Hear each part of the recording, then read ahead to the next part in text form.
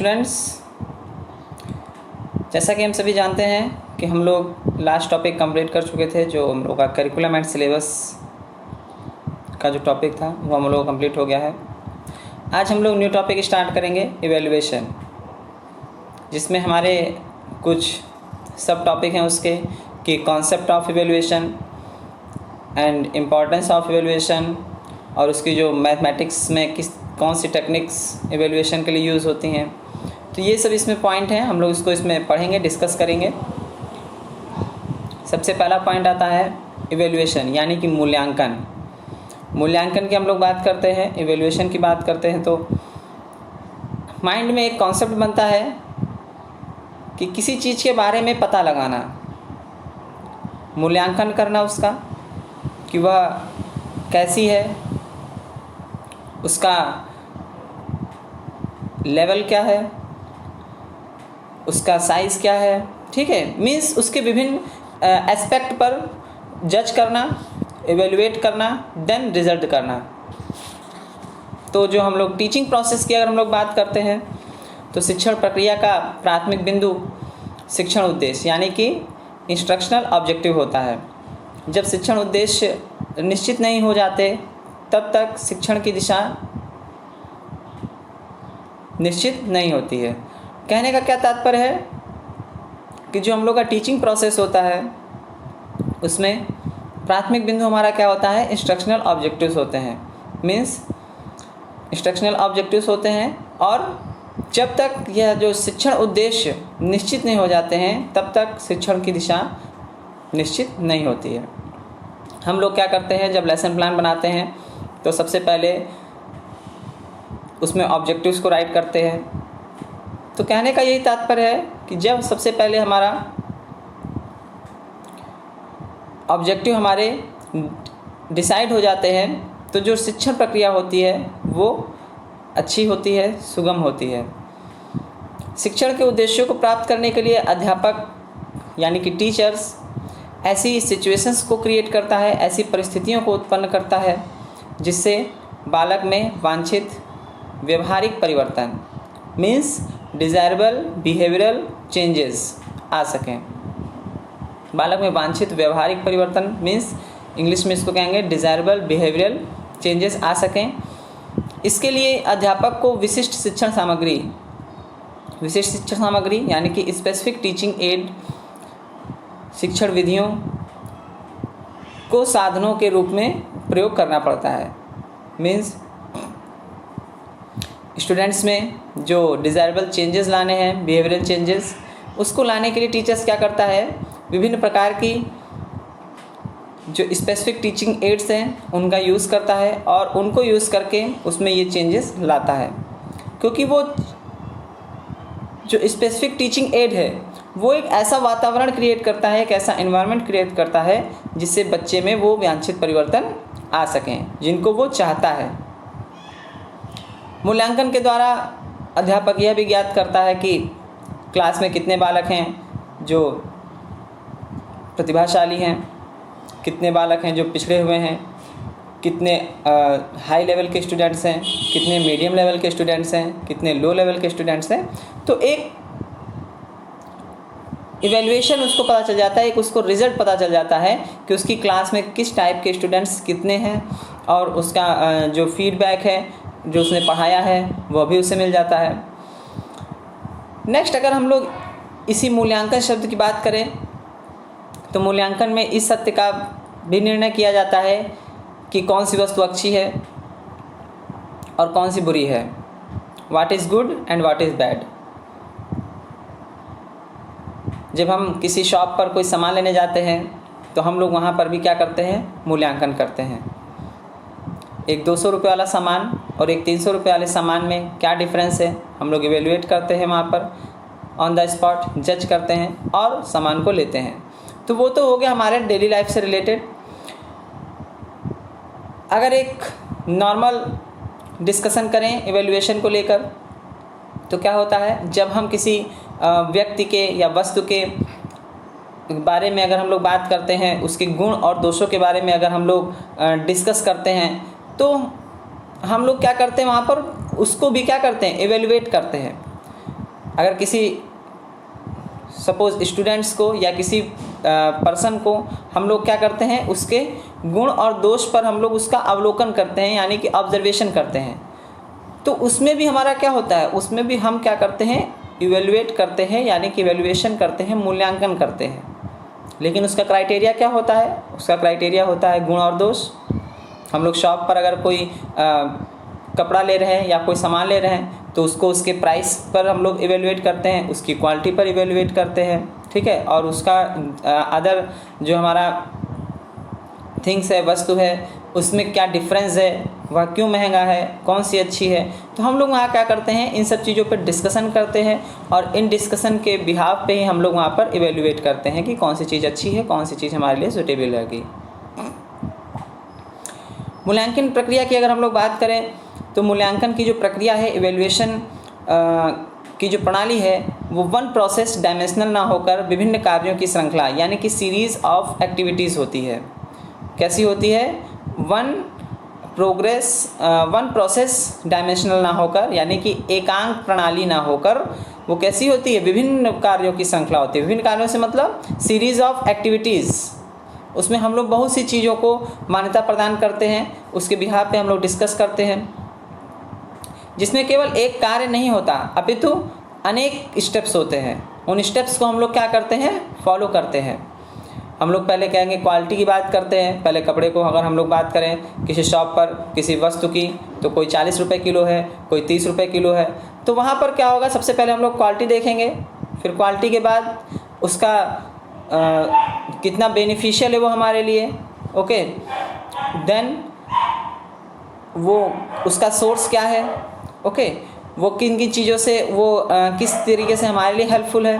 तो इन सब चीज़ों पे हम क्या करते हैं, उसको एक स्टेप बाय स्टेप हम लोग इवेल्युएट करते हैं। कहने का क्या मतलब है कि अगर हम लोग मैथमेटिक्स में या एक सब्जेक्ट में इवेल्युएशन की बात करते हैं तो वहाँ पर भी हम लोग क्या करते हैं, चरणबद्ध तरीके से, यानी कि एक स्टेप बाय स्टेप प्रोसेस को फॉलो करते हुए उसको हम इवेल्युएट करते हैं, ओके। नाउ स्टूडेंट्स, अब हम लोग डिस्कस करते हैं मूल्यांकन का अर्थ, मीन्स मूल्यांकन का जो एक्चुअल मीनिंग है उसके वर्ड का वो क्या आता है। अभी हम लोगों ने जो देखा पढ़ा कि शिक्षण से रिलेटेड यानी कि टीचिंग से रिलेटेड मूल्यांकन को हम लोग किस तरीके से देखते हैं। एक नॉर्मल अपनी डेली लाइफ में मूल्यांकन को हम लोग विभिन्न पक्षों पर देखते हैं। तो किसी पर्सन को का अगर हम लोग मूल्यांकन कर रहे हैं तो किस बेस पे करते हैं, किस बिहाफ पे करते हैं। तो ये सब प्रोसेस था, एक समरी थी मूल्यांकन की कि मूल्यांकन क्या होता है, उसको हम लोग किस तरीके से एज्यूम करते हैं, किस नज़रिए से देखते हैं। नाउ नेक्स्ट जो एक्चुअल मीनिंग आती है मूल्यांकन का अर्थ, यानी कि जो मूल्यांकन शब्द है उसके अगर हम लोग अर्थ की बात करते हैं तो मूल्यांकन प्रक्रिया क्या होती है। मूल्यांकन प्रक्रिया गणनात्मक और संख्यानात्मक, यानी कि क्या होती है, वो क्वांटिटेटिव भी होती है और क्वालिटेटिव भी होती है, ओके। जो गणनात्मक यानी कि संख्यानात्मक, हम लोग संख्या के बेस पे गणना करते हैं, और गुणात्मक यानी कि क्वालिटेटिव, एंड संख्यानात्मक मीन्स क्वांटिटेटिव। मीन्स मूल्यांकन प्रक्रिया है, जो इवेल्युएशन प्रोसेस है वो कैसा होता है, दोनों प्रकार का होता है। मूल्यांकन में बेसिक हम लोग क्या करते हैं, देखिए स्क्रीन पर दिखाई दे रहा होगा आपको, मूल्यांकन इज इक्वल टू मापन प्लस मूल्य निर्धारण या मूल्य निर्णय लेना। मूल्यांकन हम लोग क्या करते हैं, मापन करते हैं प्लस मूल्य का निर्णय करते हैं, ओके। तो मापन क्या होता है हमारा, हम लोग किसी चीज़ को अगर मापते हैं, मेज़र करते हैं, तो वो किस में करते हैं हम लोग, संख्यात्मक, यानी कि संख्या के तौर पर हम किसी भी वस्तु का, किसी भी चीज़ का मापन करते हैं। और मूल्य का निर्धारण हम लोग किस बिहाफ पे करते हैं, गुणों के बेस पे, यानी कि गुणात्मक, क्वालिटेटिव, उसमें क्वालिटी को देखते हैं, गुण को देखते हैं। और जब मापन करते हैं तो उसमें क्वांटिटी देखते हैं कि उसमें यदि किसी चीज़ को अगर हम लोग को मूल्यांकन करना है तो उस मूल्यांकन में हम लोग क्या करेंगे, पहले तो उसको संख्यानात्मक रूप से देखेंगे कि उसका क्या है, उसका प्राइस क्या है, या अगर हम कोई सामान खरीद रहे हैं उसके सेंस में अगर हम लोग एग्जांपल लें तो वहाँ पर हम लोग क्या करेंगे, पहले कि उसका प्राइस देखेंगे। सपोज़ वो 300 की है, दूसरी चीज़ हमारी 400 की है, तो हम लोग सबसे पहले उसका मापन करेंगे। नेक्स्ट मूल्य का निर्धारण कुछ क्राइटेरिया के बेस पे करेंगे कि उसका कपड़ा कैसा है, उसमें वर्क कैसा हुआ है। ओके, तो ये सब हो जाएगा उसमें मूल्य का निर्धारण, उसके वैल्यू का फॉर्मेशन की, उसमें क्वालिटेटिव बेस पे। नेक्स्ट इसी में अगर हम लोग बात करें तो इस मूल्यांकन इज इक्वल टू मापन प्लस मूल्य निर्धारण से हमको यह पता चल जाता है कि मूल्यांकन का जो आशय है, यानी कि मूल्यांकन का जो कॉन्सेप्ट है, जो मीनिंग है, वो मापन के साथ साथ क्या है करना है, मूल्य का निर्धारण करना है।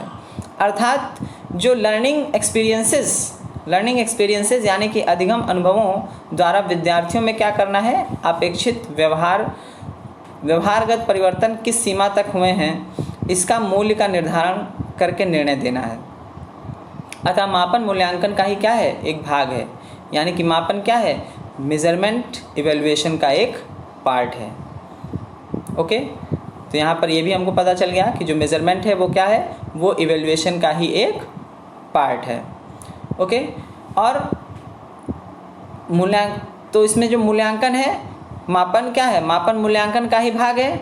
अर्थात मापन किसमें, मापन अपने में एक कॉन्सेप्ट नहीं है, मापन मूल्यांकन में निहित होता है। यानी कि मापन मूल्यांकन में ऑलरेडी एग्जिस्ट होता है उसमें। ओके, और इसमें जैसा कि हम लोगों ने देखा कि मूल्यांकन एक अपने आप में ब्रॉड कॉन्सेप्ट है, व्यापक पद है, क्योंकि उसमें मापन प्लस मूल्य दोनों की बात की जाती है, संख्यात्मक प्लस गुणात्मक। तो ये क्या करता है, जो किसी लक्ष्य, व्यक्ति, संस्था तथा घटनाओं आदि के मूल्यांकन को भी सम्मिलित करता है। इसमें क्या क्या सम्मिलित होता है, जो किसी लक्ष्य, व्यक्ति, संस्था तथा घटनाओं आदि के मूल्यांकन को सम्मिलित करता है। मीन्स जो उसका एम है, किसी पर्सन को उसकी जो उससे रिलेटेड जो घटनाएं हैं, ओके, उनको भी क्या करता है, मूल्यांकन में सम्मिलित करता है, इन्वॉल्व करता है। इसी प्रकार शैक्षिक मूल्यांकन छात्रों के मूल्यांकन को व्यक्त करता है। अगर हम लोग शैक्षिक मूल्यांकन की बात करें, एजुकेशनल इवैल्यूएशन की बात करें, तो वो क्या करता है, छात्रों के मूल्यांकन को इन्वॉल्व करता है, यानी कि स्टूडेंट्स का इवैल्यूएशन। वो कॉन्सेप्ट क्या कहता है कि स्टूडेंट्स का इवैल्यूएशन होना चाहिए। तो वो कॉन्सेप्ट कहता है जिसमें स्टूडेंट्स के बौद्धिक विकास, इंटेलिजेंस की बात कर रहा है, सामाजिक संवेगात्मक विकास के रूप में उनके व्यक्तित्व यानी उनकी पर्सनालिटी के विभिन्न विकास के क्षेत्रों में छात्रों की निष्पत्ति का मूल्यांकन सम्मिलित है। कहने का क्या तात्पर्य है कि ये छात्रों को जो मूल्यांकन करता है, शैक्षिक मूल्यांकन क्या करता है, छात्रों का मूल्यांकन करता है। उसमें उनकी बौद्धिक विकास, उनका बुद्धि का विकास कितना है, उनकी जो इंटेलिजेंस है वो कितनी है।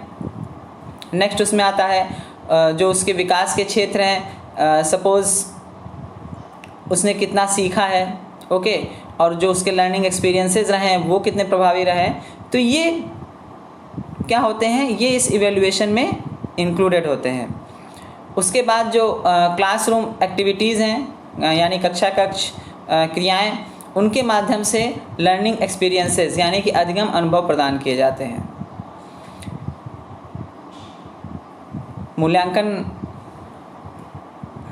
का क्षेत्र अत्यंत विस्तृत है, जिसमें क्या होता है, मूल्य का निर्धारण यानी कि वैल्यू का फॉर्मेशन होता है, और निष्पत्ति के संख्यात्मक और गुणात्मक दोनों वर्णन सम्मिलित होते हैं। ये हम लोग पढ़ चुके हैं, जो हम लोगों ने ऊपर डेफिनेशन को लिखा है उसी को एक्सप्लेन किया गया है यहाँ पर। मूल्यांकन का क्षेत्र अत्यंत विस्तृत है, जिसमें मापन और मूल्यों का निर्धारण होता है, और संख्यात्मक और गुणात्मक दोनों रूप में सम्मिलित होता है। शिक्षा में मूल्यांकन अभी एक नवीन अवधारणा है। हम लोग जानते हैं कि शिक्षा में जो हमारा एजुकेशन सिस्टम है उसमें जो इवैल्यूएशन पार्ट है वो एक न्यू कॉन्सेप्ट है।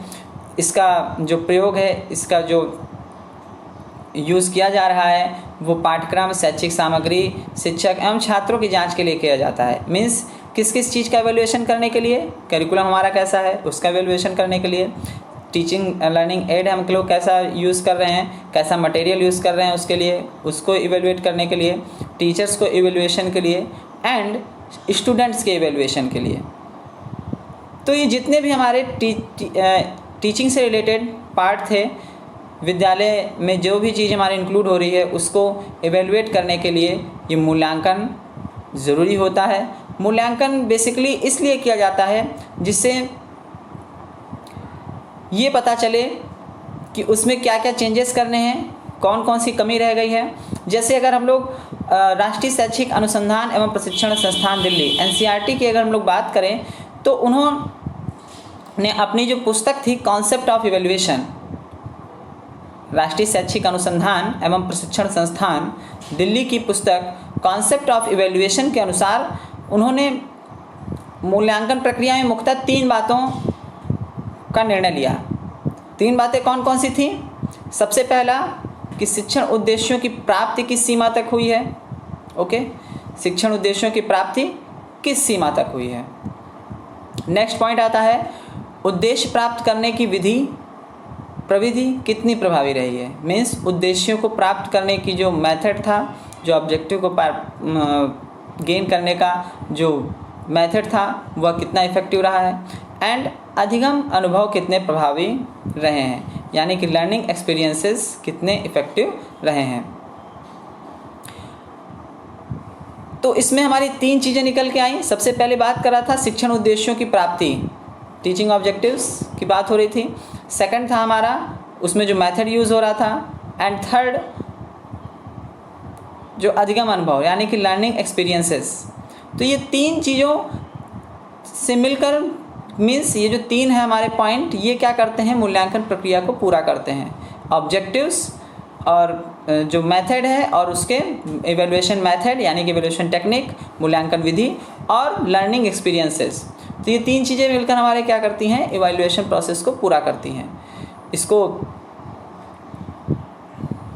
एक्सप्लेन भी किया गया है। इसमें हमने 3 चीज़ों की बात करी है। तो जो हमारे उद्देश्य हैं यानी कि शैक्षणिक उद्देश्य जो टीचिंग ऑब्जेक्टिव्स हैं वो क्या करते हैं, सबसे पहले बात तो वो मूल्यांकन प्रविधि यानी कि जो मूल्यांकन विधि हम लोग यूज़ कर रहे हैं, इवैल्यूएशन मेथड, इवैल्यूएशन टेक्निक को यूज़ कर रहे हैं, और लर्निंग एक्सपीरियंसेस, दोनों को वो क्या करते हैं, प्रभावित करते हैं।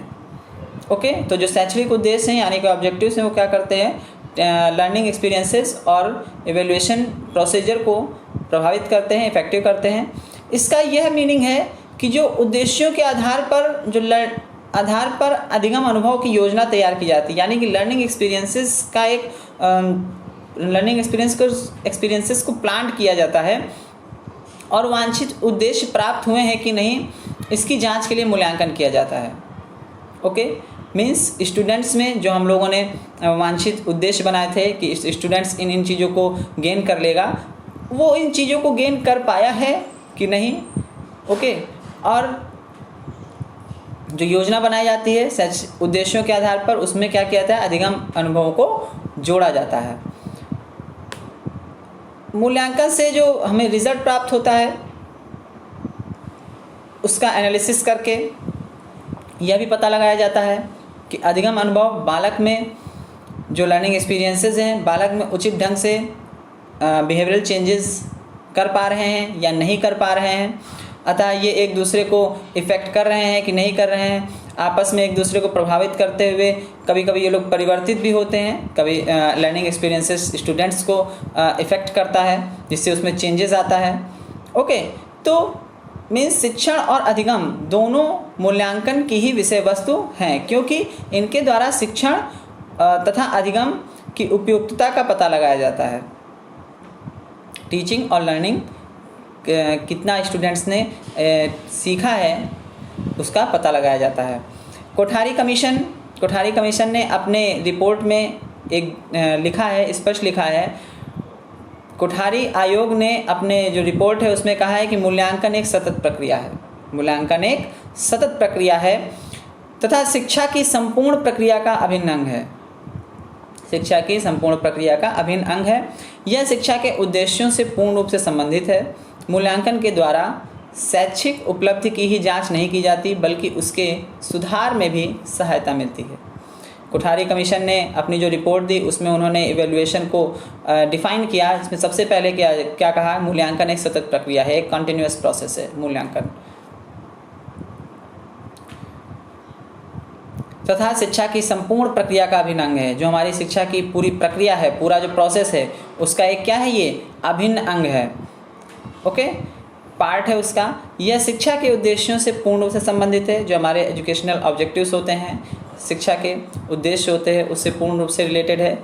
मूल्यांकन के द्वारा शैक्षिक उपलब्धि की जांच नहीं की जाती, बल्कि उसके सुधार में भी सहायता मिलती है। कहने का इस सेंटेंस का क्या मीनिंग है कि जांच तो की ही जाती है, लेकिन उस जांच का मीनिंग सिर्फ इतना नहीं है कि उसको हम इवेलुएट करके छोड़ दें। इवेलुएट करने के बाद उसमें क्या कमी रह गई है, उसको भी हम लोग चेंज कर सकें, उसमें मॉडिफिकेशन कर सकें। क्योंकि जब हम मूल्यांकन करेंगे तो हमको पता चलेगा कहाँ पर गलती है, कहाँ पर कुछ चीज़ें चेंजेस करने वाली हैं, कहाँ पर सुधार की आवश्यकता है। ओके, तो सिर्फ मूल्यांकन के द्वारा शैक्षिक उपलब्धि की हम लोग जांच नहीं करते, उसको क्या करते हैं, उसके द्वारा उसमें सुधार में भी सहायता मिलती है। एग्जाम्पल के रूप में देखें तो स्टूडेंट का इवेल्युएशन करता है टीचर। इवेल्युएशन करने के बाद क्या करता है कि जो उसको कॉन्सेप्ट नहीं समझ में आया है उसको फिर अगेन रिपीट करता है, अगेन उसको समझाता है, अगेन उससे रिलेटेड क्वेश्चंस को सॉल्व कराता है। तो ये इम्पॉर्टेंट है। इसमें क्या होता है कि टीचर, जो हम डेफिनेशन थी कि उपलब्धता की ही जांच नहीं करता, बल्कि उसके सुधार में भी सहायता करता है। जिस स्टूडेंट्स को वो कॉन्सेप्ट को एक बार फिर क्लियर करता है, जिस स्टूडेंट्स को वो कॉन्सेप्ट नहीं समझ में आया होता है, तो उससे क्या होता है, उसमें सुधार होता है, वो उस कॉन्सेप्ट को समझ जाता है। ओके, तो ये तो था मीनिंग इवेल्युएशन का। अब हम लोग बात करेंगे मूल्यांकन की परिभाषाओं की। इम्पॉर्टेंट परिभाषाएं हैं हमारे। जो सबसे पहली परिभाषा है क्विलेन व हन्ना। क्विलेन और हन्ना के अनुसार विद्यालय के द्वारा बालक के व्यवहार में लाए गए परिवर्तनों के संबंध में प्रमाणों के संकलन और उनकी व्याख्या करने की प्रक्रिया को मूल्यांकन कहते हैं। उसको देखते हैं, संकलनता उसकी व्याख्या करने की प्रक्रिया ही मूल्यांकन कहलाती है। मीन्स विद्यालय द्वारा बालक के व्यवहार में लाए गए परिवर्तन। स्कूल विद्यालय के द्वारा स्टूडेंट्स के व्यवहार में कुछ चेंजेस लाए जाते हैं। स्टूडेंट जब स्कूल में पढ़ना स्टार्ट करता है तो उसके कुछ बिहेवियर में चेंजेस आते हैं। ओके, जैसा इन्वायरमेंट वो क्रिएट करता है, मतलब जिस इन्वायरमेंट में वो रहता है, जैसा उसको इन्वायरमेंट प्रोवाइड किया जाता है, अगर गलत इन्वायरमेंट है तो विद्यालय में भी उसको सुधारने का प्रयास किया जाता है। ओके, उसके जो बिहेवियरल चेंजेस हैं उसमें परिवर्तन किए जाते हैं। तो डेफिनेशन यही कह रही है कि विद्यालय द्वारा बालक के व्यवहार में लाए गए परिवर्तनों के संबंध में प्रमाणों के संकलन यानी कि कलेक्शन और उनकी व्याख्या करने की प्रक्रिया को मूल्यांकन कहते हैं। Evaluation is the process of gathering and interpreting evidences on changes in the behavior of pupils as they progress through school. English में भी मीनिंग क्लियर है। Evaluation is the process of gathering and interpreting evidences on changes in the behaviour of pupils as they progress through school. Means school के द्वारा जो भी उसके प्रमाणों का संकलन है, उसका जो कलेक्शन है डेटा का, जो उसके प्रमाण हैं, उनकी व्याख्या करने की प्रक्रिया की कोशिश की जाती है। उसमें उसके बालक के व्यवहार में जो चेंजेस होते हैं वो लाए जाते हैं। तो ये इम्पॉर्टेंट है डेफिनेशन। नाउ सेकंड डेफिनेशन है हमारी डांडेकर। अकॉर्डिंग टू डांडेकर ने अपनी डेफिनेशन में कहा कि मूल्यांकन एक ऐसी क्रमबद्ध प्रक्रिया है जो हमें यह बताती है कि बालक ने किस सीमा तक किन उद्देश्यों को प्राप्त किया है। आपके स्क्रीन पर भी है डांडेकर की डेफिनेशन। मूल्यांकन क्रमबद्ध ढंग से हमें यह बताता है कि बालक ने किस सीमा तक उद्देश्यों को प्राप्त किया है। यह भी कह सकते हैं कि किस सीमा तक किन उद्देश्यों को प्राप्त किया है ना। तो इंग्लिश में अगर इस डेफिनेशन को हम लोग देखें तो इंग्लिश में हमारी डेफिनेशन ये कहेगी, इवेल्युएशन में be defined as a systematic process of determining the extent to which educational objectives are achieved by the pupils. Means क्या है, evaluation may be defined as the systematic process। evaluation मूल्यांकन क्या है, एक ऐसी क्रमबद्ध प्रक्रिया है जो to determine the extent to which educational objectives are achieved by the pupils, जो हमें यह बताती है कि बालक ने किस सीमा तक किन उद्देश्यों की प्राप्ति की है, उसने जो उद्देश्य, उसने जो ऑब्जेक्टिव्स को प्राप्त किया है, किस सीमा तक प्राप्त किया है। सपोज़ अगर हम लोग एग्जांपल लें तो उसमें स्टूडेंट्स जो उसके ऑब्जेक्टिव्स हैं उसने पूरे प्राप्त कर लिए होंगे, कुछ स्टूडेंट्स ने पूरे प्राप्त नहीं किए होंगे, कुछ स्टूडेंट्स ने कंप्लीटली नहीं प्राप्त किए होंगे। तो ये सब प्रोसेस होता है उसमें। डांडेकर की डेफिनेशन इंपॉर्टेंट है। नेक्स्ट डेफिनेशन आती है गुड्स की। गुड्स की डेफिनेशन को हम लोग डिस्कस करते हैं। गुड्स की डेफिनेशन सिंपल है कि मूल्यांकन एक ऐसी प्रक्रिया है, मूल्यांकन क्या है, एक ऐसी प्रक्रिया है जिसमें सही ढंग से किसी वस्तु का मापन किया जाता है या मापन किया जा सकता है ना। तो इसको आप लोग राइट भी कर सकते हैं, वन लाइनर डेफिनेशन है। मूल्यांकन एक ऐसी प्रक्रिया है जिससे सही ढंग से किसी वस्तु का मापन किया जा सकता है। Means evaluation is the process of ascertaining or judging the value or amount of something by careful appraisal।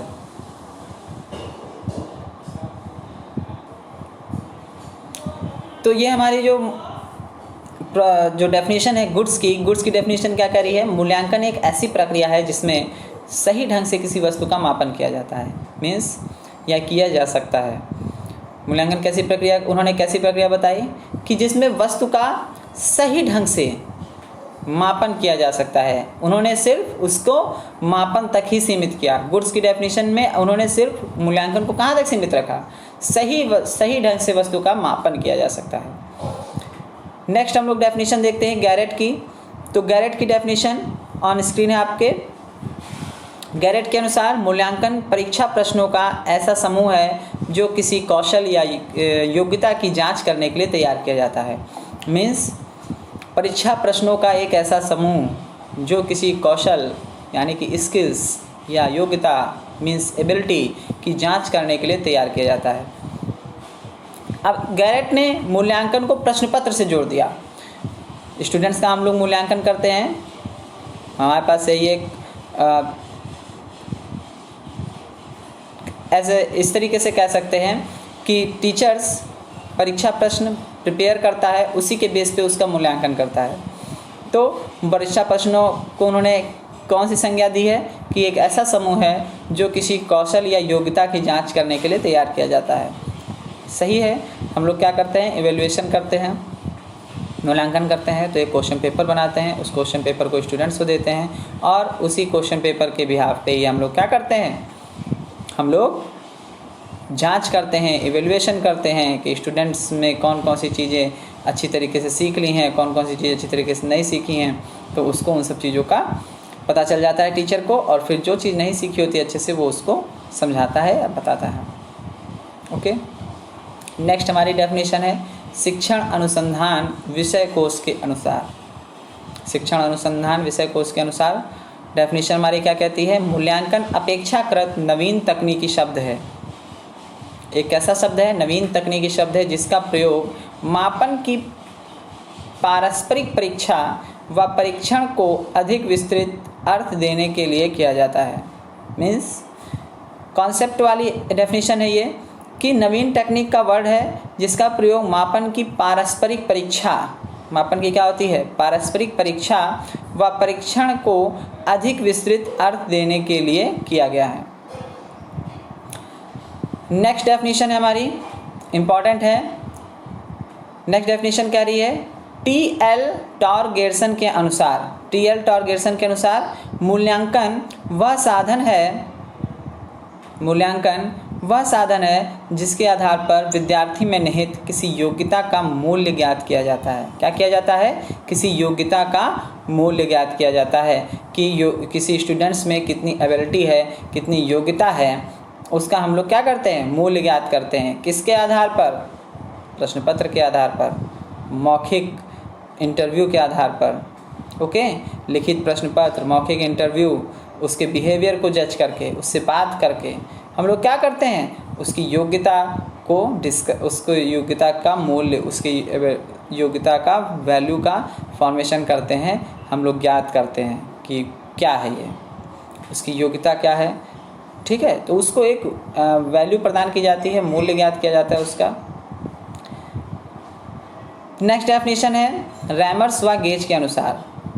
रैमर्स व गेज के अनुसार मूल्यांकन के अंतर्गत व्यक्ति या समाज दोनों की दृष्टि से जो उत्तम एवं वांछनीय होता है उसका ही प्रयोग किया जाता है। मीन्स मूल्यांकन के अंतर्गत व्यक्ति व समाज दोनों की दृष्टि से जो उत्तम और वांछनीय होता है उसका ही प्रयोग किया जाता है। तो आज स्टूडेंट्स हम लोग यहीं पर इस क्लास को एंड करते हैं। इसके आगे भी हम लोग अभी कॉन्सेप्ट, ये जो मैं इवैल्यूएशन का कॉन्सेप्ट है बहुत ही ब्रॉड कॉन्सेप्ट है, हम लोग इसको पढ़ेंगे। जो लास्ट डेफिनेशन है जो रैमर्स व गेज के अनुसार, ये फिर से एक बार बता देते हैं कि मूल्यांकन के अंतर्गत व्यक्ति या समाज दोनों की दृष्टि से जो उत्तम एवं वांछनीय होता है उसका ही प्रयोग किया जाता है। रोजर्स व गेज ने अपनी डेफिनेशन को इस तरीके से कॉन्सेप्चुअल किया कि मूल्यांकन के अंतर्गत क्या किया जाता है, व्यक्ति और समाज यानी कि जो पर्सन है और जो हमारी सोसाइटी है, समाज है, दोनों की दृष्टि से जो उत्तम होता है उसका ही प्रयोग किया जाता है। वहाँ पर वो क्या करता है, अगर हम किसी चीज़ को जज कर रहे हैं, इवैल्यूएशन कर रहे हैं, देख रहे हैं, उसके बारे में निर्णय ले रहे हैं, तो जो हमको उत्तम लगेगा हम लोग उसी को एक्सेप्ट करेंगे। शॉप पर सामान लेने गए हैं तो सामान लेने के लिए जब हम उसका इवैल्यूएशन करेंगे तो इवैल्यूएशन हमारा जो क्या होगा, हमको उत्तम लगेगा, जो हमारे लिए वांछनीय होगा, जो अंदर से हमारे लिए यूज़फुल होगा, हम लोग उसको ही क्या करेंगे, उसका ही प्रयोग करेंगे। ओके, उसका ही प्रयोग करेंगे।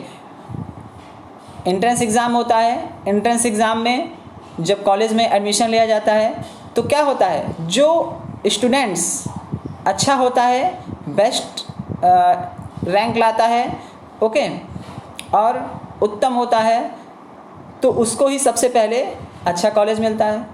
तो वहाँ पर भी यही चीज़ है, जो व्यक्ति या समाज, वहाँ समाज क्या करता है, मतलब वहाँ जो भी इंस्टीट्यूशन होता है वो स्टूडेंट्स को सबसे पहले रैंक पर रखता है कि आप आइए, आपका जो वर्क, आपका जो परफॉर्मेंस है वो उत्तम है और आप यहाँ पर एडमिशन ले सकते हो। तो यही कह रहा है कि मूल्यांकन व्यक्तिगत या समाज दोनों की दृष्टि से जो उत्तम और वांछनीय होता है, जो अच्छा होता है और वांछनीय होता है, उसका ही प्रयोग किया जाता है, उसी को एक्सेप्ट किया जाता है। और हम लोग भी अपनी डेली लाइफ में यही चीज़ करते हैं और देखते हैं। ओके स्टूडेंट्स, तो आज हम लोग क्लास को यहीं पर एंड करते हैं, फिर नेक्स्ट इसी के आगे हम लोग कल कंटिन्यू करेंगे। Thank you class.